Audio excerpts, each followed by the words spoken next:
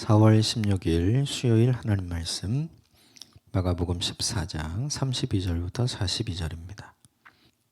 함께 교독하겠습니다.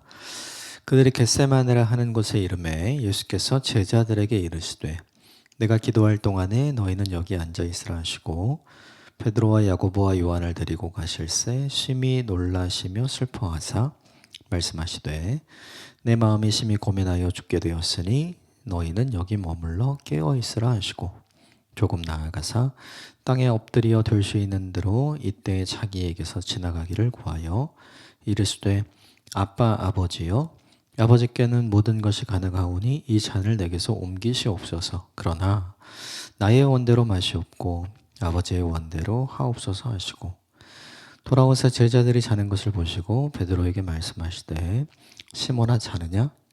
내가 1시간 더 깨어 있을 수 없더냐? 시험에 들지 않게 깨어 있어 기도하라. 마음에는 원이로되 육신이 약하도다 하시고 다시 나아가 동일한 말씀으로 기도하시고 다시 오사 보신즉 그들이 자니 이는 그들의 눈이 심히 피곤함이라. 그들이 예수께 무엇으로 대답할 줄을 알지 못하더라.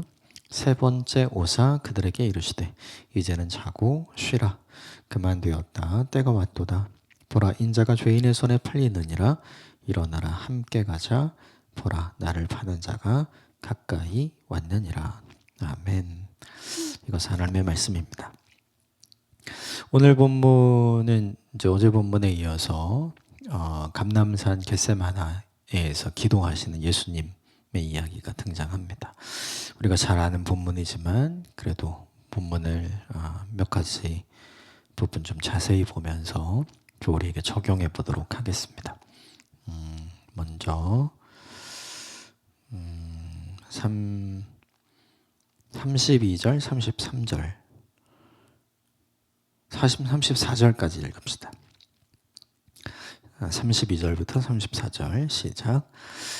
그들이 겟세마네라 하는 곳에 이르매 예수께서 제자들에게 이르시되 내가 기도할 동안에 너희는 여기 앉아 있으라 하시고 베드로와 야고보와 요한을 데리고 가실새 심히 놀라시며 슬퍼하사 말씀하시되 내 마음이 심히 고민하여 죽게 되었으니 너희는 여기 머물라 깨어 있으라 하시고. 이게 지금 한밤중이잖아요. 한밤중에 예수님께서 더 기도하러 가시는 거거든요. 원래는 6월절 만찬을 마치고 사람들이 어디로 올라가서 예배했냐면 지붕에 올라가서 예배를 했었어요. 그래서 6월절 그 밤에 우리를 지켜주신 하나님, 흑암 중에서 우리를 건져내신 하나님, 그 하나님을 기억하기 위해서 이제 어두운 하늘을 보고 그리고 그들 어둠 가운데서 반짝이는 별이 되어 인도하신 그 하나님을 기억하면서 사람들이 이제 지붕 위에서 찬미하고 이제 들어가서 잤거든요. 근데 예수님은 사람들이 했던 것처럼 찬송을 하면서 거기서 끝내지 않고 지금 제자들과 함께 겟세마네로 더 온 거죠. 그러니까 사실 이 시간에는 모든 것을 다 6월절 만찬 끝내고 예배하고 찬양하는 거 끝내고 이제 잘 시간인 거예요. 그런데 예수님께서 기도하러 오신 거죠. 이걸 보면 한 가지 알 수 있는 게 뭐냐면 기도는 시간이 나서 하는 게 아니라 시간을 내서 하는 거죠. 이 본문. 그러니까 시간이 여유가 있어서 남아서 지금 기도하러 온 게 아니에요. 이제 안 해도 되거든요. 그런데 예수님은 주무시지 않고 기도를 하러 온 거죠. 그러니까 이 본문을 보면 예수님의 기도 습관이 어떤가 생각해 볼 필요가 있어요. 예수님은 바쁜 인생을 사셨잖아요. 사람들을 섬기시느라. 그럼에도 불구하고 예수님은 항상 새벽에 한적한 곳으로 가서 기도하시죠. 시간이 나서 기도한 게 아니라 예수님 계속 시간을 내서 기도하신 거죠. 이걸 우리에게 적용해 볼 필요가 있는 것 같아요. 우리가 흔히 잘 하는 말 중에 기도해 볼게요 라고 하는 말 자주 하잖아요. 그러면 중요한 게 기도해 볼게요 라고 한 이후에 우리가 시간을 내서 기도하는 사람인가? 아니면 시간이 나지 않아서 기도를 못하는 사람인가? 이걸 생각해 볼 필요가 있어요. 우린 다 그런 마음은 있는 것 같아요. 시간이 나면 기도하겠다. 이 마음은 다 있긴 한 것 같거든요. 근데 중요한 건 현대를 사는 우리에게 시간이 나는 건 되게 어려운 일인 것 같아요. 그래서 우리가 해야 할 일은 뭐냐 하면 그럼에도 불구하고 시간을 내는 일을 우리가 해야 하는 거죠. 그래서 오늘이 그런 날이 됐으면 좋겠습니다. 그러니까 시간이 나서 기도하는 사람이 되기보다 시간을 기꺼이 내서 기도하는 사람이 되는 것. 이게 본문의 예수님의 모습을 조금 닮아가는 우리가 되는 길이 되는 거죠. 또 하나는 이게 마가의 다락방에서 지금 감람산으로 가는 거잖아요. 근데 중요한 게 감람산에 예수님께서 기도하시던 이 장소를 겟세마네라고 하는 곳이잖아요. 그러면 예수님이 왜 굳이 이곳으로 오셨을까? 이유는 되게 간단하죠. 여기에서 기도를 많이 하셨던 것 같아요. 이 겟세마네라고 하는 이 지명의 뜻이 뭐냐 하면 기름을 짜는 곳이라는 뜻이에요. 기름을 어떻게 짜요? 꾹 눌러서 짜잖아요. 짜내잖아요. 그죠? 기름을 짜내잖아요. 그러니까 이게 뭐냐면 기도를 짜내고 계시거든요. 예수님이. 그러니까 예수님이 이 장소에 오셨던 까닭, 그리고 이 이름으로 불리는 요 지역에 오신 까닭이 뭐냐면 지금이 어떤 시기냐면 기도를 짜내야 되는 시기, 정말 기도가 필요한 시기, 그런데 정말 기도가 하기 어려운 때인 거죠. 근데 그때 예수님이 늘 기도하던 그 장소로 가는 거예요. 늘 거기서 그렇게 기도를 짜내셨던 것처럼 하는 거죠. 이게 우리에게 좀 적용해 볼 필요가 있는 것 같아요. 마가의 다락방에서 해도 되잖아요. 근데 굳이 이 자리로 오셨거든요. 우리도 마찬가지죠. 집에서 기도해도 되죠. 왜 굳이 예배당에 가서 기도를 하는가? 우리가 기도하는 기도 장소가 보통 개인마다 또 있는 사람들이 있잖아요. 그냥 그 자리에서 하면 되는데 왜 굳이 여기까지 오는가 생각을 해보면 그 장소에서 우리가 주님께 간절하게 드릴 수 있는 기도가 있기 때문 아닌가. 움직이는 것 자체가 마음이 먼저 가는 거잖아요. 이 예수님의 모습이 우리에게 적용해 볼 필요가 있는 것 같아요. 마가의 다락방에 머물면서 기도해도 되지만 감람산 겟세마네에서 늘 기도했던 그곳에서 기도를 짜내고 계시는 예수님의 모습, 우리가 좀 구체적으로 배워야 할 모습이 아닌가. 사실은 기도가 제일 하기 쉬운 일인 것 같아요. 뭐 준비하고 말 게 아무것도 없잖아요. 그냥 하면 되잖아요. 그런데 진실한 기도를 드리는 건 제일 어려운 일 같아요. 네. 기도하는 게 제일 쉬운 일이지만 진짜 진실한 기도를 드리는 게 제일 어려운 일 같거든요. 그 일을 오늘 예수님 하고 계시죠? 이걸 우리에게 좀 적용하면 좋겠다. 이런 생각이 듭니다. 또 하나, 베드로와 야고보와 요한을 이제 데려가죠. 그리고서 그들에게 34절에 보면 내 마음이 고민해서 죽게 됐다. 내 마음이 지금 죽을 것 같다. 이런 얘기죠. 힘들어서 죽을 것 같다. 그리고 부탁을 해요. 여기 머물러 깨어 있어라. 예수님이 홀로 기도하지 않고 함께 기도해 줄 것을 요청하셨죠. 여러분, 이게 되게 중요해요. 나랑 같이 기도할 사람 만드시는 거. 나를 위해 기도할 사람 만드시는 거. 이거 너무 중요한 거예요. 그럼 왜 이런 사람을 만들었을까? 이유는 되게 간단해요. 생각해 보면. 기도는 해야 되는데 기도가 잘 안 되는 때가 있잖아요. 이게 지금 예수님 상황이 그런 거예요. 내가 기도는 하러 여기는 왔는데 기도가 정말 기도하기 정말 힘든 순간이고 상황인 거죠. 그래서 예수님은 베드로와 야고보와 요한에게 그래도 가장 가까이 있을 거, 가장 신뢰할 만한, 가장 친밀한 사람들에게 기도를 요청하는 거죠. 우리도 이런 때가 있어요. 보통 때는 기도를 요청을 안 하죠. 근데 언제 요청해요? 오늘 본문에 심히 고민하여 죽게 된 것과 같은 때, 진짜 힘들고 진짜 어려울 때, 이때는 사실은 기도가 잘 안 되거든요. 네. 기도하려고 기도의 자리에 가도 기도가 안 돼요. 생각만 나고 화만 나고 원망만 생기고 분노만 일어나고. 그런 경험 혹시 해보신 적 없으세요? 사실은 가장 기도가 필요한 상황이긴 하지만 가장 기도하기 어려운 상황. 예수님 그걸 아시는 거죠. 그래서 함께 기도해달라, 이렇게 이야기를 하죠. 저와 여러분이 이걸 기억했으면 좋겠어요.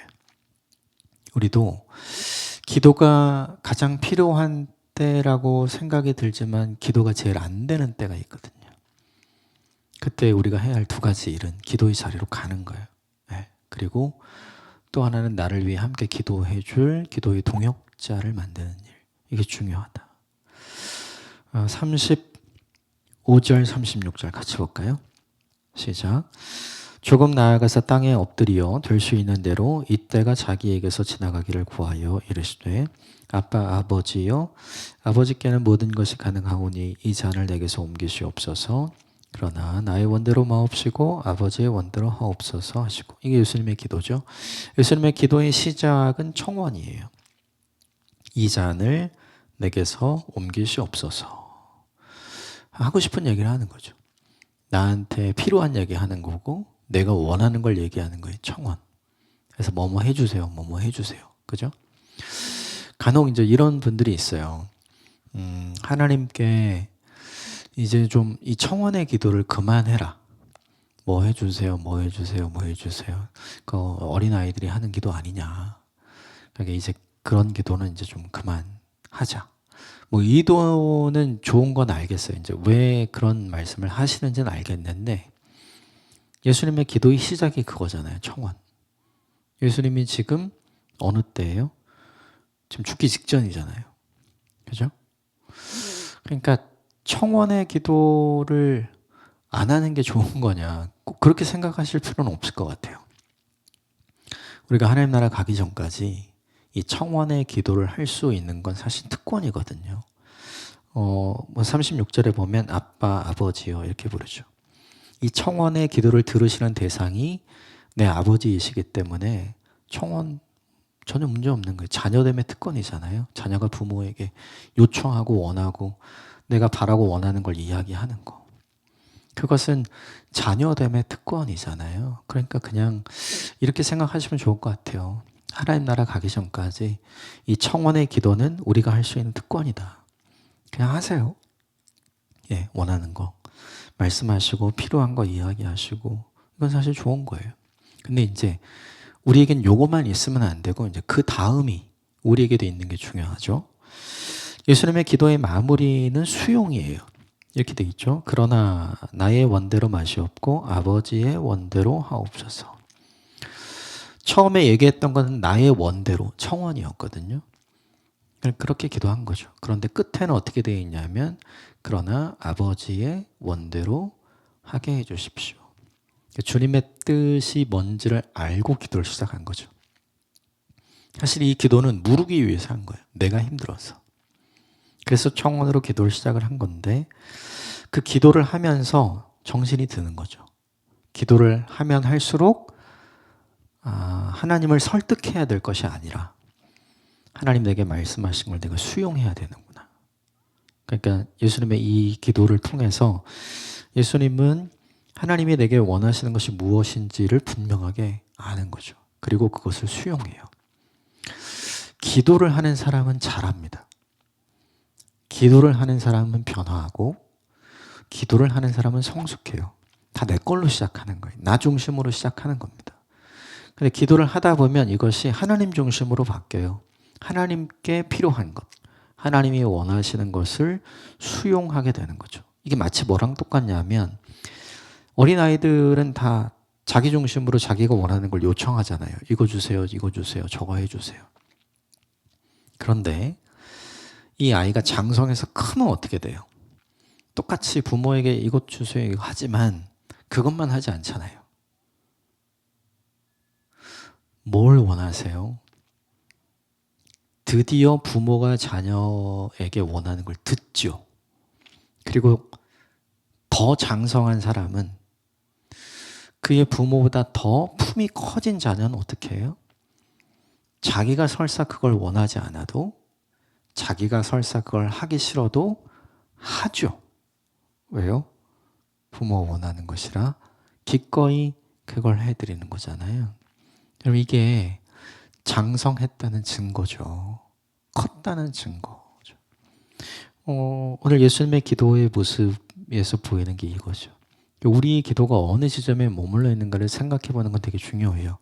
그것이 내가 얼마나 성장하고 성숙하고 변화했는가를 보여주는 표지가 되기 때문이죠.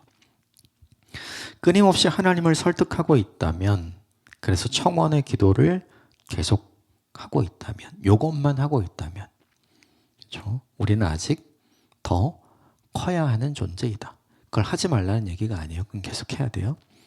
그 기도의 끝에 그 기도를 계속하면서 내가 수용하고 있다면, 내 관점이 바뀌고 내 생각이 바뀌고 내 기도가 바뀌고 내 마음이 바뀌고 그리고 결국 하나님의 뜻을 수용해서 그것을 기꺼이 하고자 한다면 나는 충분히 변화하고 충분히 성장하고 충분히 성숙한 주님을 닮은 사람이구나. 그래서 우리가 어떤 기도를 드리느냐가 우리의 신앙의 현주소를 정확하게 보여줄 수 있는 표지가 된다는 거죠. 이걸 우리에게 좀 적용해 보면 좋겠다 생각이 듭니다. 기도를 마치고 돌아오시죠. 37절, 38절 같이 읽읍시다. 시작. 돌아오사 제자들이 자는 것을 보시고 베드로에게 말씀하시되 시몬아 자느냐? 내가 1시간도 깨어 있을 수 없더냐? 시험에 들지 않게 깨어 있어 기도하라. 마음엔 온이로되 육신이 약하도다. 자고 있었죠. 왜 자고 있었을까 생각을 해보면 되게 간단해요. 자기가 십자가 지는 게 아니잖아요. 자기 일이 아니에요. 만약에 이게 자기 일이라면 이렇게 잘 수 있었을까요? 아니죠. 기도했겠죠. 이게 우리한테 되게 중요한 인사이트를 줍니다. 우리의 기도가 왜 예수님처럼 절박하지 않은가? 그 새벽에 시간을 내어서 잠자지 않고 깨어서 기도할 수밖에 없는가? 그런 기도 제목과 그 상황이 있다면 우리 그렇게 하죠. 근데 그것이 내 일이 아니면 우리는 그렇게 안 해요. 그것이 내 일이 아니니까요. 그래서 우리가 그렇게 기도하기가 어려운 거죠. 여러분 이게 굉장히 중요해요. 내가 누군가를 위해 어떻게 기도하는지를 보면 내가 그를 어떻게 생각하는지가 드러납니다. 반대로 누군가가 나를 위해 어떻게 기도하는지를 보면 그가 나를 어떻게 대하고 있는지를 보여주는 거예요. 제자들은 예수님께 충성 맹세를 했죠. 이 본문에 오기 전에 나는 죽어도 주님 곁에 있을 겁니다. 결코 배신하지 않을 겁니다. 뭐 이런 이야기들. 이게 말로만 한 거죠. 예수님의 고민, 예수님의 기도에 전혀 동참하고 있지 않죠. 왜냐하면 예수님이 맞닥뜨릴 일이 자기 일이 아니기 때문에. 몰라서 그런 게 아니에요. 이미 예수님은 계속해서 3번이나 강조해서 이야기를 했잖아요. 제자들은 그것을 기억하고 있지 않아요. 여러분 이게 되게 중요해요. 내가 누군가를 위해 어떻게 기도하느냐가 내가 그를 대하는 태도이고 누군가가 나를 위해 어떻게 기도하느냐가 그가 나를 대하는 태도입니다. 이 본문에 이 제자들이 예수님을 대하는 태도와 같지 않은 사람을 만드십시오. 그리고 누군가에게 우리가 그런 사람이 되어야 합니다. 마지막으로 보고 싶은 게 뭐냐 하면 39절 같이 읽읍시다. 시작. 다시 나아가 동일한 말씀으로 기도하시고 그리고 41절 같이 읽읍시다. 시작. 세 번째 오사 그들에게 이르시되 이제는 자고 쉬라 그만되었다. 때가 왔도다 보라 인자가 죄인의 손에 팔리느니라. 첫 번째 기도하고 나서 제자들에게 갔고, 두 번째 기도하고 나서 또 갔고, 세 번째 기도하고 나서 이제 또 간 거죠. 예수님 총 3번 기도한 거죠. 같은 내용의 기도를. 지나가게 해주십시오. 그러나 아버지 뜻대로 하게 해주십시오. 그럼 왜 이 3번의 기도를 반복을 했을까를 생각을 해야죠. 왜 그랬을까요? 이것도 간단해요. 우리도 똑같아요. 기도할 때는 할 수 있을 것 같은데 기도하고 나서 막상 현실로 돌아오면 어떤가요? 하기 싫죠. 그러니까 이 본문이 보여주는 게 뭐냐면 우리가 기도를 하면서도 갈등하는 거를 예수님도 똑같이 하는 걸 보여주는 거예요. 예수님도 너무나 완벽한 100% 인간이었다는 사실을 이 본문에서 보여주는 거죠. 기도하면 감당할 수 있을 것 같고, 기도하면 받아들일 수 있을 것 같고, 기도하면 하나님이 원망스럽지 않은데 현실로 돌아오면 하기 싫고 왜 내가 해야 되는지 잘 모르겠고 그리고 하나님이 원망스럽고 이런 일들이 우리에게 늘 있잖아요. 그래서 흔들려요. 그래서 주저합니다. 근데 예수님은 그 순간이 올 때 어떻게 해요? 다시 기도하라고 하시는 거예요. 왜요? 흔들리지 않기 위해. 여러분 이것이 우리에게 보여주는 게 있죠. 우리는 모두 다 예수님의 십자가 사실 고난이잖아요. 희생이고. 어제 본문에서 잠깐 얘기했지만 우리는 하나님이 우리에게 요청하시는 고난 그리고 희생을 기도를 통해서 하나님을 설득해서 청원해서 이걸 없애려고 그래요. 그래서 내 기도가 응답됐어. 역시 하나님은 살아계셔. 우리는 이렇게 얘기하고 싶어 하는 거죠. 근데 이 본문에서 예수님이 보여주신 건 뭐냐 하면 그걸 거꾸로 하는 거죠. 기도해서 십자가를 없애는 게 아니라 기도해서 십자가를 감당하려고 기도하는 거예요. 완전히 다른 거죠. 진짜 기독교 신앙이 무엇인가? 예수님이 보여주신 모습이에요. 예수님도 기도한 이후에 흔들려요. 우리도 마찬가지.